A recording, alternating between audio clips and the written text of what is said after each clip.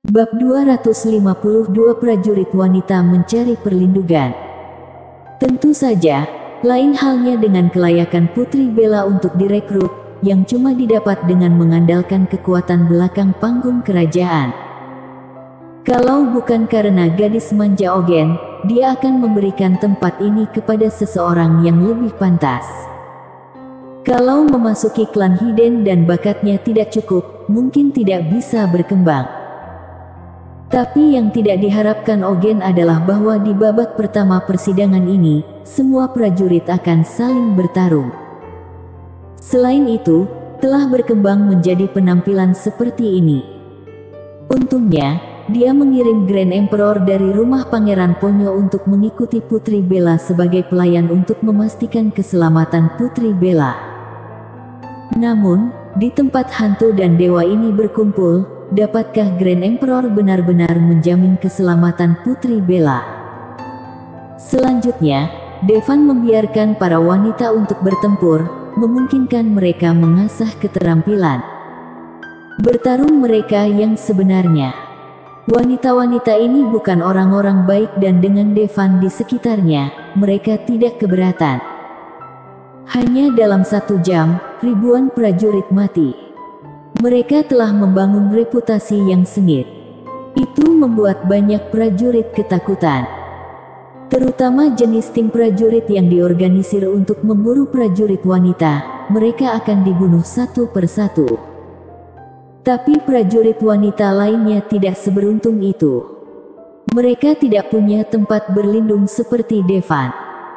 Begitu bertemu dengan kumpulan prajurit pria, kemungkinan besar itu akan menjadi bencana. Tidak hanya kemungkinan kehilangan nyawa, ada juga kemungkinan akan dilecehkan oleh sekelompok pria. Banyak prajurit wanita ingin melarikan diri dari Sento. Tentu saja, ada beberapa yang tidak mau melarikan diri, ingin mengambil kesempatan. Bagaimana kalau mereka tidak bertemu dengan prajurit laki-laki?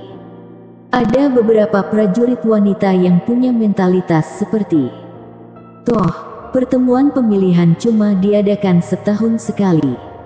Usia peserta pertemuan pemilihan dibatasi kurang dari 30 tahun. Mereka tidak akan dipilih oleh klan Hiden meski bakatnya luar biasa. Karena itu, satu kesalahan berarti satu peluang yang lebih sedikit. Khususnya bagi para prajurit yang berusia 29 tahun, ini mungkin satu-satunya kesempatan mereka. Kemudian, mereka akan mengetahui betapa sulitnya bersembunyi di Sento, di mana kota itu penuh dengan orang. Kebanyakan dari mereka ditangkap oleh para prajurit ini. Laki-laki yang tidak bermoral. Apa yang akan terjadi setelah tertangkap? Orang-orang tidak suka menontonnya, jadi tidak perlu dijelaskan. Banyak prajurit wanita membentuk aliansi. Meski hampir tidak bisa melawan prajurit laki-laki. Ada juga beberapa prajurit wanita yang memilih untuk melekatkan diri pada tuannya. Misalnya, ada 2 prajurit wanita cantik di samping Agnar. Mereka menukar tubuh mereka dengan perlindungan Agnar. Agnar adalah pengawal mereka, umumnya tidak ada yang berani mengganggunya. Selama mereka melayaninya dengan baik dalam 10 jam ke depan, mereka bisa melewati pemilihan putaran pertama dengan aman. Devan baru saja membunuh tim yang terdiri dari ratusan orang dengan beberapa gadis dan akan beristirahat. Tiba-tiba, beberapa wanita bergegas ke arah mereka. Mata Yuri membeku dan dia segera mengangkat pedangnya untuk membunuh. Meski tujuan utama mereka membunuh para prajurit laki-laki itu. Tapi saat ini, semua prajurit di Sento adalah musuh. Yuri tidak akan melunak. Namun, para wanita itu berlutut di depan Devan. Tuan Muda Amor, tolong lindungi kami. Beberapa wanita menatap Devan dan memohon. Mereka awalnya anggota aliansi prajurit wanita. Sebanyak 20 orang. Namun, dalam 1 jam terakhir, banyak dari mereka yang terbunuh dan tertangkap. Sekarang, mereka cuma tersisa 4. Saat ini, tidak mudah bagi mereka untuk menemukan prajurit wanita lain untuk membentuk aliansi. Untuk kabur dari Sento, masih ada resiko tertangkap oleh prajurit laki-laki. Mereka mendengar bahwa ada tim wanita yang dipimpin oleh seorang prajurit laki-laki. Kecuali pemimpinnya, sisanya perempuan semua. Mereka memburu dan membunuh aliansi prajurit laki-laki. Tanpa diduga, mereka bertemu di sini. Segera tanpa ragu, mereka langsung berlari, ingin mencari perlindungan Devan. Meski masih ada bahaya kalau mereka bersama Devan, tapi lebih baik dilecehkan oleh satu orang daripada dilecehkan oleh sekelompok orang. Lagi pula, ini adalah hal yang sulit. Sulit untuk dipahami oleh satu orang. Tak sekelompok orang dapat menyelesaikannya dengan cepat dan akurat. Terlebih lagi, Devan sudah punya beberapa wanita cantik yang memukau di sekitarnya. Ini mungkin bukan giliran mereka. Semua prajurit wanita ini sangat cantik. Lagi pula, kalau mereka tidak terlihat cukup baik, tidak mungkin mereka mencari perlindungan dari seorang pria. Di waktu yang kacau ini, semakin hebat seorang wanita, semakin berbahaya dia. Sebaliknya, untuk prajurit wanita yang tidak cantik, orang lain bahkan mungkin tidak mau repot-repot untuk melihatnya. Meski begitu, para prajurit wanita ini cukup percaya diri dengan penampilan dan sosok mereka. Namun saat melihat para wanita mengikuti Devan, mereka merasa malu. Kalau tidak melihatnya dengan mata kepala sendiri, mereka tidak percaya bahwa ada wanita secantik itu di dunia ini. Dan, ada lebih dari satu. Tapi itu membuat mereka semakin bertekad untuk mencari perlindungan kepada Devan. Lagi pula, saat ini, bagaimana mungkin melindungi begitu banyak wanita cantik tanpa kekuatan? Tuan Muda Amor, lihat. Semua gadis memandang ke arah Devan. Devan memandang gadis-gadis itu, cuma untuk melihat bahwa mereka sangat malu, dengan luka di tubuh mereka. Tapi samar-samar terlihat bahwa mereka semua terlihat cantik. Kalau dia tidak melindungi mereka, mungkin nasib mereka nanti bisa habis di tangan banyak laki-laki itu. Melihat Devan tidak berbicara, para wanita itu tiba-tiba berkata dengan gugup, "Tuan Muda Amor, selama kamu melindungi kami dapat melakukan apapun yang kamu mau." Para prajurit wanita ini melihat dengan mata kepala sendiri nasib buruk yang diderita rekan mereka setelah ditangkap. Itu sama saja dengan neraka. "Tolong, Tuan Muda Amor." Gadis-gadis itu hampir menangis.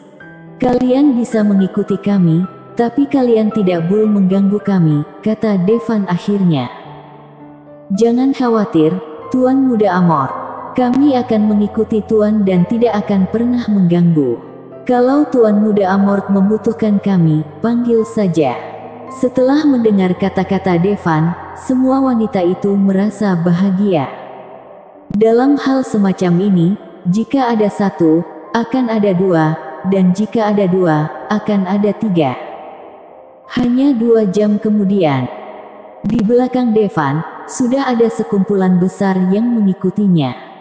Ada puluhan prajurit wanita, dan semuanya berkualitas tinggi. Jumlah ini masih terus bertambah. Awalnya, mereka mengira Devan yang melindungi para wanita ini.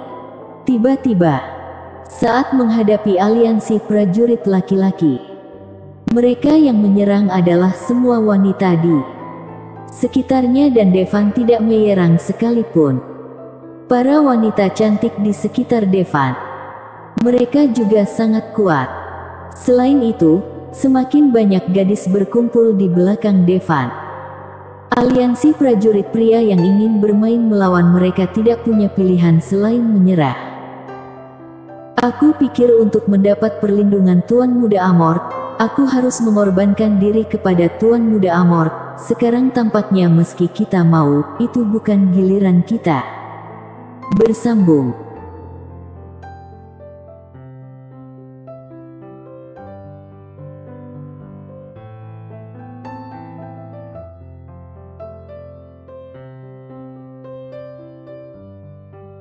Bab 253 Ketua Istana Arsaya. Ya, Tuan Muda Amorth sangat tampan dan para wanita di sekitarnya juga sangat cantik. Aku cuma tidak tahu seberapa kuat Tuan Muda Amorth. Lagi pula, aku belum pernah melihatnya menyerang. Para prajurit wanita itu sedang berdiskusi dengan suara rendah. Vexana menoleh ke belakang dan melihat bahwa tim prajurit wanita yang mengikutinya sudah mencapai 100 orang. Seseorang datang, meraih lengan Devan dengan penuh kasih sayang dan berkata sambil menyeringai, "Tuan, ada beberapa prajurit wanita yang cantik di belakang, bagaimana kalau aku mengajakmu untuk menghilangkan kebosanan?" Devan melirik Vexana dan langsung berkata, "Oke." Vexana tidak menyangka Devan justru membuatnya berteriak. Karena Devan menantangnya untuk menggonggong, dia menggonggong. Vexana benar-benar berlari ke tim prajurit dan membawa kembali beberapa prajurit wanita. Setelah melihat prajurit wanita yang dibawa oleh Vexana, sudut mulut Devan tiba-tiba berkedut. Prajurit wanita ini, mereka terlihat cantik dan persis sama. Padahal awalnya, semua gadis yang datang mencari perlindungan Devan adalah gadis-gadis cantik.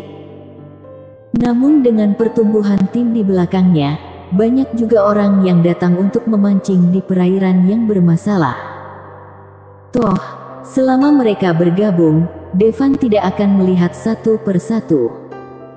Karena itu, banyak wanita cantik datang di belakang. Sekarang, semuanya dibawa ke Devan oleh Vexana. "Tuan agak bosan, kalian bisa menari untuknya untuk menghiburnya," kata Vexana kepada beberapa perempuan cantik itu. Beberapa wanita cantik itu saling memandang. Ada keraguan di mata mereka, tapi kebanyakan terkejut. Apa Tuan Muda Amorth menyukai mereka seperti ini? Sekarang Tuan Muda Amorth ingin melihat mereka menari. Jadi dia tidak bisa bekerja keras. Akibatnya, beberapa perempuan berlengan besar dan berpinggang bulat mulai memutar pinggang dan menari. Saat menari, mereka tidak lupa mengedipkan mata pada Devan atau semacamnya. Aduh, Devan hampir muntah. Setelah berdansa, para wanita cantik itu memberi cium jauh ke Devan. "Tuan Muda Amorth, apa kita menari dengan baik?" Sang penari utama, menggigit bibir bawahnya berpikir dia menawan dan kemudian bertanya dengan mengedipkan mata pada Devan. "Devan, tarian yang bagus, jangan menari lagi." Dengan perlindungan Devan, para prajurit wanita ini seharusnya bisa bertahan di ronde pertama dengan selamat. Namun saat ini, ada beberapa juta prajurit wanita di Sento. Tidak setiap wanita seberuntung itu bertemu Devan. Sebagian besar yang mereka temui adalah prajurit pria yang sudah berubah menjadi binatang buas. Menderita. Dan ada lebih dari satu tim suaka seperti Devan. Banyak master akan mengikuti sekelompok besar prajurit wanita. Sento saat ini sudah sepenuhnya menjadi neraka dan hukum rimba ada di mana-mana. Kalau tidak melekat pada tuan mereka, mereka bisa dimakan sampai habis. Jangan pikir bahwa prajurit pria aman. Meski prajurit pria hampir tidak menderita seperti para prajurit wanita yang dilecehkan, tapi hidup mereka masih dalam bahaya. Kenapa? Itu karena, di Sento, ada beberapa tim prajurit wanita yang berspesialisasi dalam memburu prajurit pria. Meski jumlahnya jauh lebih sedikit dari aliansi prajurit pria, tapi mereka semua kuat. Karena pria bisa memburu wanita, kenapa wanita tidak bisa memburu pria? Ini dari Istana Arsaya. Seseorang mengenali asal-usul tim prajurit wanita itu. Mereka semua berasal dari Istana Arsaya, Sekte Peronda. Istana Arsaya. Tampaknya ketika pria mendengar nama ini, mereka akan merasa merinding. Pemilik Istana Arsaya disebut Arsaya. Istana Arsaya ini cuma menerima murid perempuan. Latihan yang mereka latih juga sangat kuat. Ini adalah metode mengumpulkan energi yang dan melatih energi yin. Meningkatkan keterampilan dengan menyerap nutrisi dari pria. Di Izumi, mereka terkenal kejam. Itu membuat banyak prajurit pria memalingkan wajah. Bukan karena mereka jelek. Sebaliknya, semua wanita di istana Arsaya itu cantik. Lagi pula, kalau terlalu jelek, sulit untuk menarik perhatian pria. Jangankan mengumpulkan energi yang mereka bisa akan menakut-nakuti orang. Pria yang mereka adopsi, jika ringan, kekuatannya akan turun drastis. Jika lebih serius, mereka akan segera dibunuh. Meski prosesnya mungkin sangat indah, tapi tidak ada pejuang pria yang mau keterampilan dan kerja kerasnya diambil oleh orang lain. Mereka bahkan tidak ingin mati. Di hari biasa, istana Arsaya ini tenang, mereka tidak berani bertindak besar-besaran. Tapi kali ini Sento melepaskan batasannya. Dan ini jadi surga mereka. Sekelompok prajurit wanita dari istana Arsaya berbalik melawan dan mulai berburu prajurit pria. Awalnya, ada beberapa prajurit pria yang tidak tahu seberapa kuat istana Arsaya dan mengira mereka dapat rejeki besar. Tapi segera, mereka tahu apa itu neraka. Wanita-wanita itu lebih menakutkan daripada serigala lapar. Mereka langsung diperas hingga kering. Untuk sementara, bahkan para prajurit pria mulai melarikan diri dari Sento dengan panik. Mereka bahkan menghindari istana Arsaya seperti wabah. Ketua, kali ini, kami menangkap tim yang terdiri dari 20 orang. Tolong lihatlah, Ketua. 20 atau lebih prajurit diikat dan dikirim ke seorang wanita yang berbaring di tempat tidur dan kursi. Wanita itu punya wajah yang cantik dan sosok yang anggun. Dia adalah ketua istana Arsaya. Rumor mengatakan bahwa di istana Arsaya, semakin tinggi statusnya, semakin anggun sosoknya. Tampaknya rumor itu benar. Bahkan rombongan Arsaya sangat cantik. Kalau tidak tahu, mudah tertipu dengan penampilannya. Ini adalah sekelompok orang menakutkan yang memakan manusia tanpa memuntahkan tulang mereka. Arsaya melirik 20 atau lebih pria itu. Tatapannya membuat sekitar 20 pria itu merasa seperti hewan yang menunggu untuk disembelih. Setelah beberapa saat, wajah Arsaya menunjukkan ekspresi putus asa, meregangkan pinggangnya dan berkata, kekuatannya terlalu lemah. Selain itu, kalian tidak bisa menangkap yang tampan. Ketua, banyak prajurit pria bersembunyi, kita tidak bisa menangkap mereka bahkan jika kita mau. Oke, kalau begitu turunkan dan bagikan dengan yang lain. Arsaya menguap. Setelah mendengar kata-kata wanita itu, wajah para pria tiba-tiba menjadi pucat pasi. Beberapa dari mereka bahkan terus bersujud kepada wanita itu. Ketua istana Arsaya, tolong biarkan kami pergi. Namun, Arsaya cuma melambaikan tangannya dan meminta bawahannya untuk membawa mereka pergi. Lagi pula, mana mungkin dia melepaskan mangsa yang sudah ada di tangannya. Nessa, lain kali, jangan bawakan aku barang semacam ini, itu menodai mataku. Arsaya dengan malas berkata kepada rombongan yang berdiri di depannya. Baik, Ketua, lain kali, kami pasti menangkap pria dengan penampilan dan keterampilan bela diri yang baik. Nessa mengepalkan tinjunya dan berkata. Arsaya menyipitkan matanya dan berkata, aku dengar ada seorang pria bernama Devan yang tampaknya sangat kuat dan tampan. Kenapa kamu tidak menangkapnya untukku? Ini, Nessa tampak bingung. Apa? Kesulitan? Master Asgard Arsaya mengerutkan kening. Baik, aku akan melakukannya sekarang. Nessa mundur. Kak Agnar, Devan itu sudah diikuti lebih dari 100 prajurit wanita. Seorang adik pria melapor ke Agnar. Oh, Anak itu membunuh saudaraku dan dia berani pergi dengan cara yang begitu terang-terangan. Dia cari mati, kata Agnar dingin. Kak Agnar, apa kita maju? Adik itu bertanya dengan dingin. Tidak, peran kecil semacam ini tidak layak untukku secara pribadi. Kamu pergi dan ungkapkan posisinya kepada para wanita liar istana Arsaya, bukankah dia suka melindungi wanita? Ayo kirimkan dia sekelompok wanita.